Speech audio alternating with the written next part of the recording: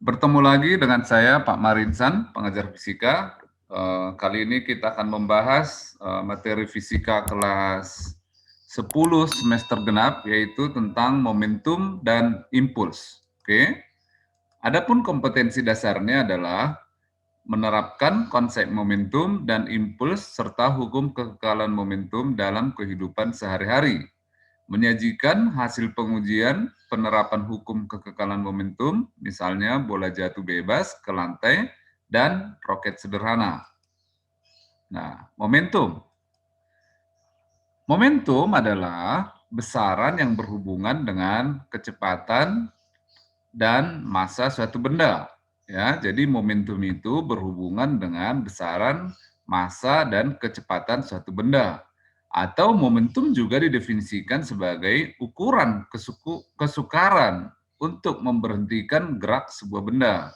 Jadi momentum itu kita tidak cukup hanya mendefinisikan hanya dengan sebuah kalimat, tapi dengan pemahaman yang sangat jelas ya. Momentum itu bisa didefinisikan sebagai kesukaran. Jadi kesulitan, sulitnya untuk memberhentikan gerak sebuah benda, dan itu tentu dipengaruhi oleh massa dan kecepatan.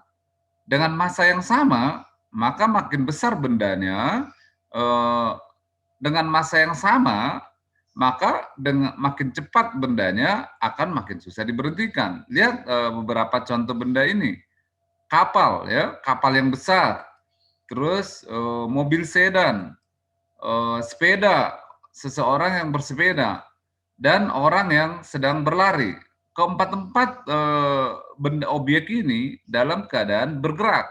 Anggaplah kecepatannya sama. Jelas dengan logika sederhana kita bisa memahami mana yang lebih susah diberhentikan. Tentu kapal yang sangat besar ini lebih susah diberhentikan, ya. Jadi momentum itu adalah besaran yang dipengaruhi oleh massa dan kecepatan, atau bisa kita tambahkan lagi sebagai kesukaran untuk memberhentikan sebuah benda. Oke ya. Jadi kapal, mobil, pengendara sepeda dengan sepedanya, seseorang yang berlari, keempat objek yang bergerak ini, mana yang lebih ringan untuk diberhentikan? Tentu yang massanya lebih kecil ya. Oke. Nah, momentum merupakan besaran vektor ya, jadi ada arahnya. Secara matematis rumusnya sebagai berikut ya. Momentum atau simbolnya P sama dengan massa kali kecepatan ya. Jadi P sama dengan M kali V ya, di mana P itu adalah momentum yang satuannya kilogram meter per sekon, sedangkan M adalah massa benda kilogram dan V adalah kecepatan benda meter per sekon tentunya. Dan momentum itu adalah besaran vektor.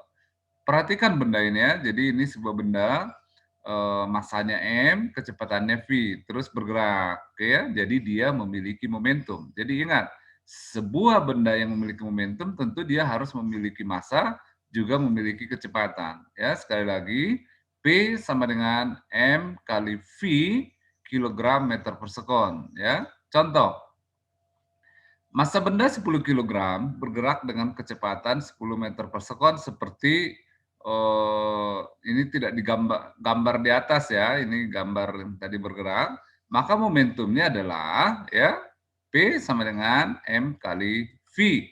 Jadi M-nya 10, massanya 10, jadi 100 kilogram meter per sekon. Jadi satuan momentum itu adalah kilogram meter per sekon. Oke, itu contoh sederhana ya. Nah, sekarang impuls. Apa itu impuls? Benda diam kemudian bergerak tentu karena ada gaya yang bekerja pada benda tersebut. Ingat hukum 1 Newton, kecenderungan benda itu akan diam terus-menerus atau bergerak lurus beraturan kalau tidak ada gaya yang bekerja pada benda itu. Jadi kalau sebuah benda yang tadinya diam jadi bergerak, tentu ada gaya yang bekerja pada benda tersebut. Gaya itu disebut gaya impulsif. Gaya impulsif, ya. Kenapa? Kita akan lihat lebih jelas lagi. Gaya impulsif adalah menyebabkan kecepatan sebuah benda berubah. Apakah bendanya dari diam menjadi bergerak, apakah bendanya dari kecepatan tertentu menjadi lebih cepat, atau benda dengan kecepatan tertentu menjadi lambat, tentu karena ada gaya impulsif, ya. Sehingga bisa didefinisikan impuls itu adalah hasil kali gaya impulsif rata-rata F dan selang waktu singkat delta T dan diberi lambang I. Sekali lagi, impuls yang simbolnya F itu sama dengan hasil kali dari impuls yang lambangnya adalah I adalah hasil kali dari gaya impulsif atau F dengan delta T. Jadi makin lama sebuah gaya kontak dengan bendanya, maka impulsnya akan makin besar. Oke, jadi dan ini juga merupakan besaran vektor. Lihat, seseorang pemain bola menendang bola, ya, diberi gaya. Terus ada waktu kontak yang singkat antara kaki dengan bola, sehingga bolanya berubah menjadi tadinya diam menjadi bergerak dengan cepat, atau tadinya sudah bergerak dengan kecepatan tertentu makin cepat, atau berubah arah, gitu ya, atau berubah arah. Atau dari bola tadinya bergerak cepat jadi diam, ya. Lihat pemain sepak bola, bola yang sangat cepat datang ditahan sama kakinya jadi diam. Tentu dia memberikan gaya dan mengubah kecepatan benda itu dari kecepatan tertentu menjadi nol, ya.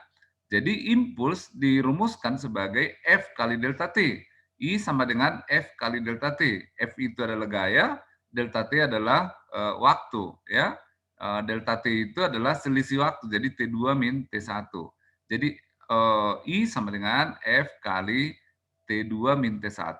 Lihat, satuannya adalah kilogram meter per sekon. Sama dengan satuan momentum. Berarti antara momentum dan impuls itu sangat berhubungan. Bahkan impuls juga bisa disebut sebagai perubahan momentum. Jadi tadi impuls itu kita katakan adalah perkalian antara gaya impulsif dengan waktu kontak. Atau bisa juga disebutkan impuls adalah perubahan momentum.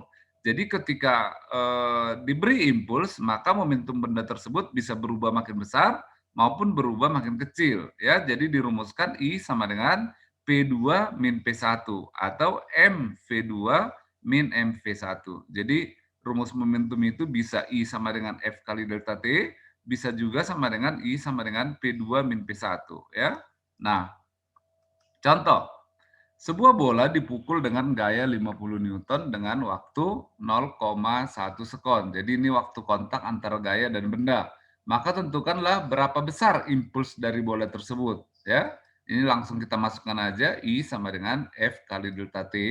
Jadi I sama dengan gayanya 50, ya, waktu kontaknya 0,01. Sehingga impulsnya sama dengan 0,5 Newton sekon, atau bisa juga kita tulis satuannya kilogram, ya, kilogram meter per sekon atau pangkat min 1, sama saja, ya.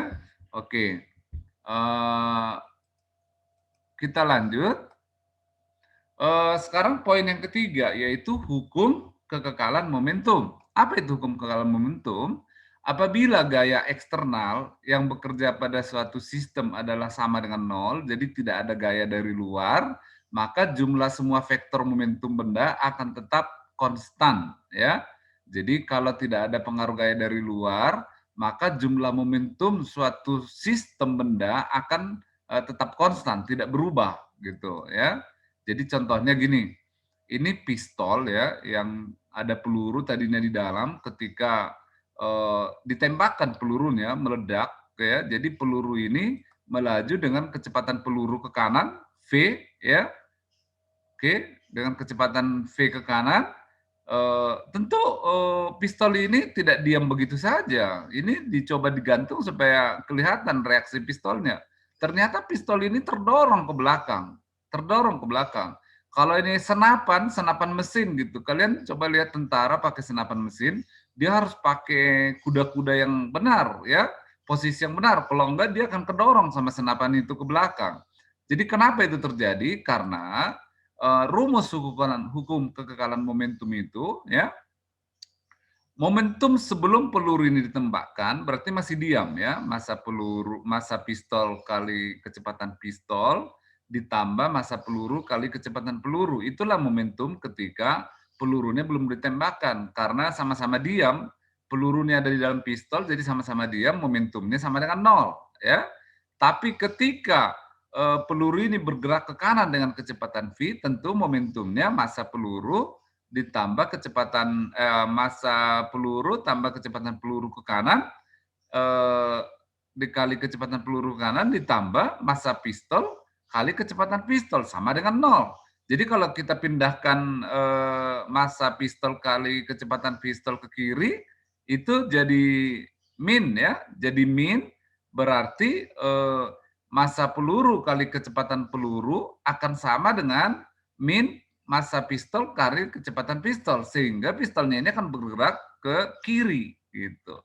Itu salah satu bukti dari hukum kekekalan momentum. Jadi ketika peluru ini ditembakkan ke kanan, pistolnya akan terdorong ke kiri, ya. Itu akibat dari hukum kekekalan momentum. Nanti kita akan kerjakan soal untuk menggunakan rumus hukum kekekalan momentum ini. Nah, contoh yang berikutnya ini roket pesawat luar angkasa. Coba perhatikan, ini roket ini tentu tadinya diam. Kalian tahu roket ya, pesawat ulang-alik itu tidak pakai jet seperti pesawat biasa atau baling-baling, tapi dia ada roket. Ini ada roket nih, lihat. Roket ini mencemburkan gas dari roketnya ke bawah. Lihat ini mencemburkan gas dengan kecepatan yang sangat tinggi sehingga momentumnya ke bawah, maka pesawat dan roketnya akan terdorong ke atas, ya, akan terdorong ke atas. Ini menggunakan rumus hukum kekekalan momentum. Jadi contoh yang kedua adalah peristiwa roket dalam pesawat ulang-alik. Nah, lihat contoh yang berikutnya ini, satelit ruang angkasa. Nah, kalian terbayang tidak satelit luar angkasa itu kalau bergeser atau menggeser sudutnya, menggeser posisinya dikendalikan dari bumi, gimana caranya? Sementara di luar angkasa ini adalah hampa, hampa. Jadi kalau pakai gimana caranya untuk ini bisa berputar? Gimana caranya satelit ini bisa berputar, bisa bergeser, bisa maju, bisa mundur? Ini semuanya pakai rumus momentum. Jadi di satelit ini dibuat seperti roket, sehingga ketika dia mencemburkan sebagian dari gasnya, dia akan terdorong.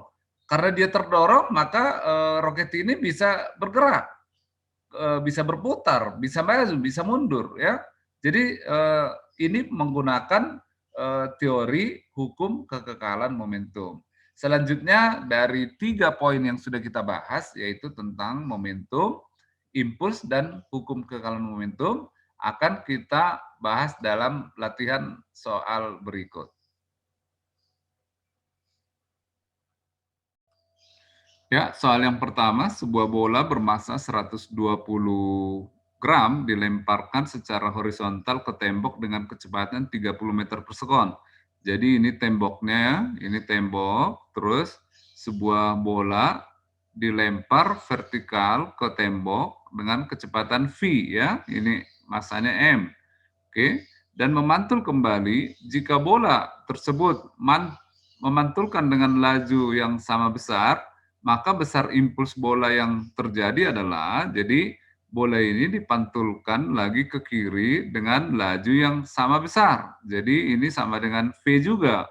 Jadi V aksen, karena ini ke kiri, jadi sama dengan min V, ya, min V. Oke, jadi berapa impulsnya? Impuls sama dengan momentum akhir dikurangi momentum awal. Oke, jadi di sini momentum akhirnya adalah M kali min V dikurangi M, ini maksudnya M V aksen, ya, M V aksen itu sama dengan M kali min V, min M kali V. Jadi bisa kita tulis min M V min M V. Jadi min 2M kali V. Sama dengan min 2 kali gram, kita jadikan kilogram, jadi 0,120 dikali 30, ya, 30. 2 kali 3, 6 kali 0,12 jadi min 7,2 Newton sekon. Inilah jawabannya, ya. Tentu nggak pakai min ya, karena besarnya saja yang ditanya. Itu jawaban soal nomor 1. Kita lanjutkan ke soal yang kedua.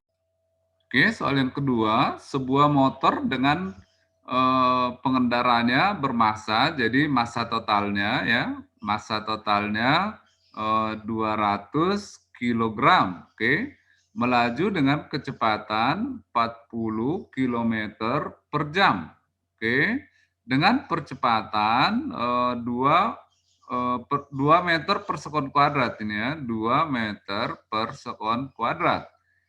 Perubahan momentum motor tersebut setelah bergerak 5 sekon, jadi setelah delta T-nya 5 sekon, berapa perubahan momentumnya? Ingat perubahan momentum itu sama dengan impuls ya.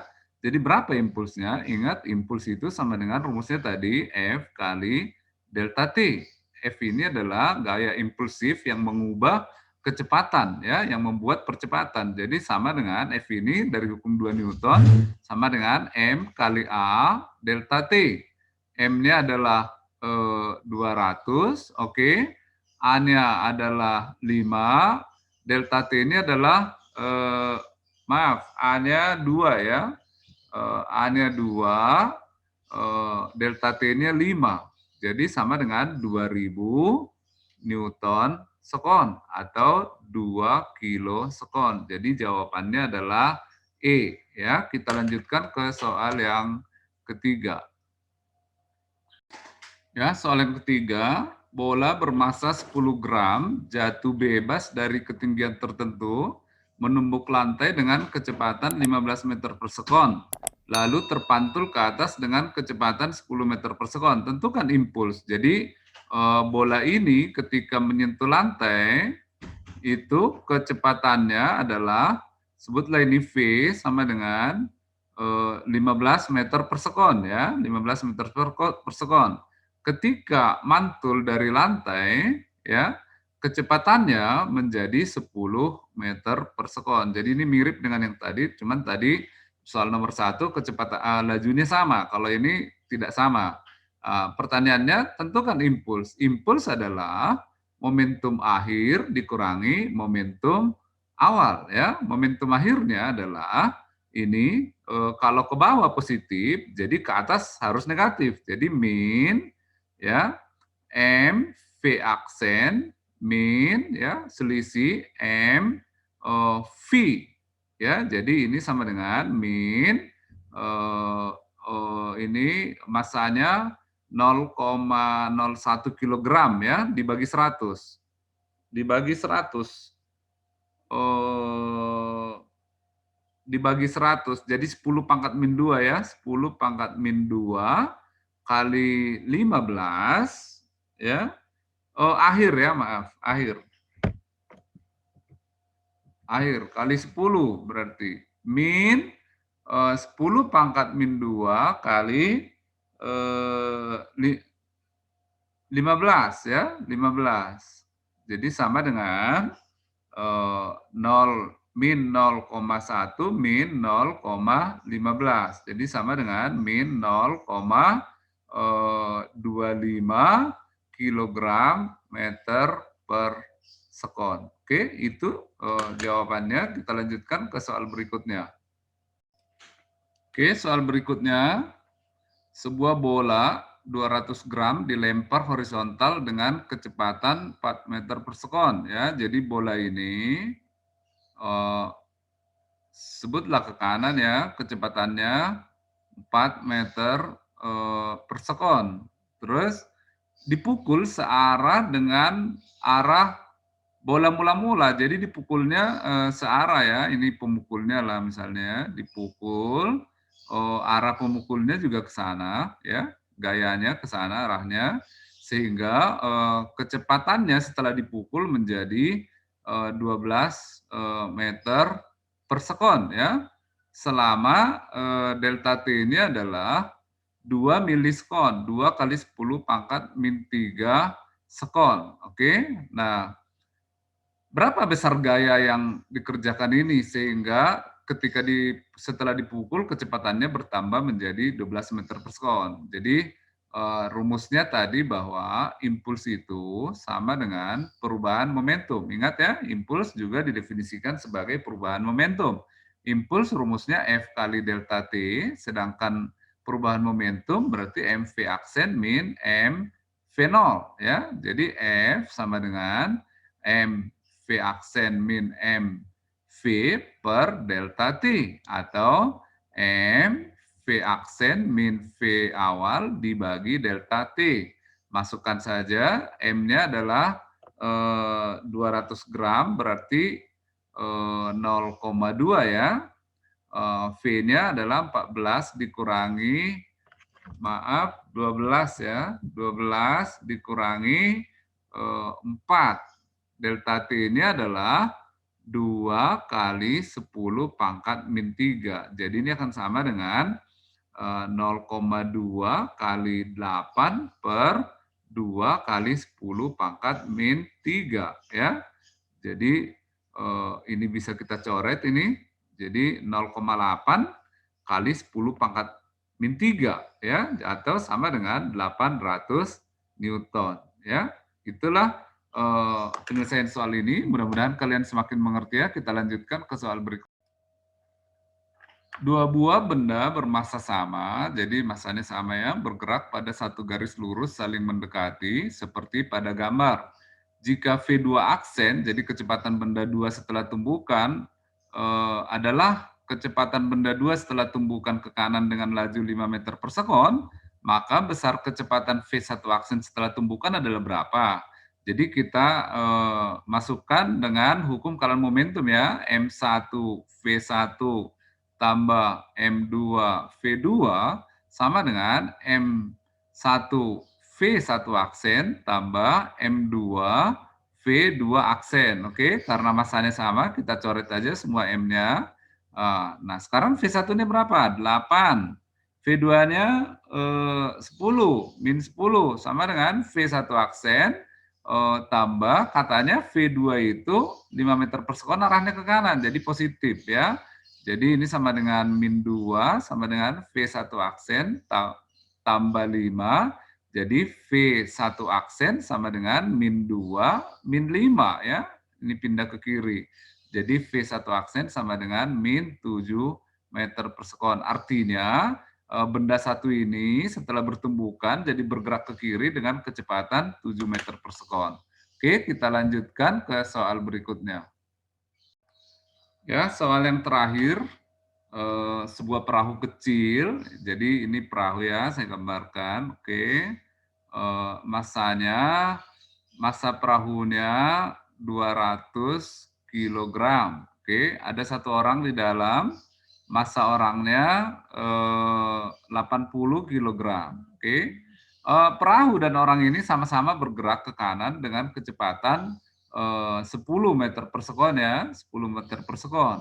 Lalu orang ini tiba-tiba lompat ke belakang ya, V orang aksen itu 2 meter per sekon. Nah, berapa kecepatan perahunya? Ya, jadi harusnya perahu ini akan makin terdorong ke depan karena orang ini loncat ke belakang. Nah, kita masukkan lagi rumus hukum kalam momentum, massa perahu kali V perahu tambah massa orang kali V orang sama dengan massa perahu kali V perahu aksen, ini yang mau dihitung, tambah massa orang kali V orang aksen. Oke, ini sudah jelas sama-sama ya, jadi 200 kali 10 tambah 80 kali 10 sama dengan 200 kali V perahu aksen tambah 80 kali min 2 ya. Dia loncat ke belakang jadi min 2. 2.800 ya, 2.800 sama dengan 200 VP aksen ditambah 160. Oke, jadi VP aksen sama dengan ini 2.800 dikurangi 160 per 200 ya. Dan itu sama dengan 13,2 meter per sekon, positif ya karena terdorong ke depan. Inilah kecepatan perahu setelah orang itu lompat ke belakang. Intinya kesimpulannya, ketika orang di dalam perahu ini lompat ke belakang, maka perahu terdorong ke depan. Sebaliknya kalau orang ini lompat ke depan, perahu akan terdorong ke belakang, akan makin lambat perahunya. Oke, itulah soal yang terakhir. Kita sudah membahas 6 soal untuk mengaplikasikan masalah momentum, impuls, dan hukum kekalahan momentum. Semoga bermanfaat. Wassalamualaikum warahmatullahi wabarakatuh.